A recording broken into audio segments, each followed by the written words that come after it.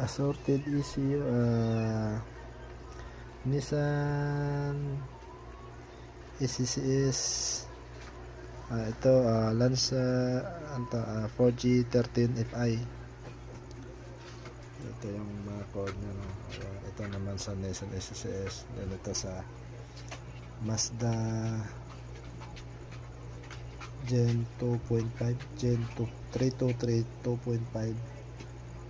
Ito running, ito stock pero untested, pero running daw bago ma-stock.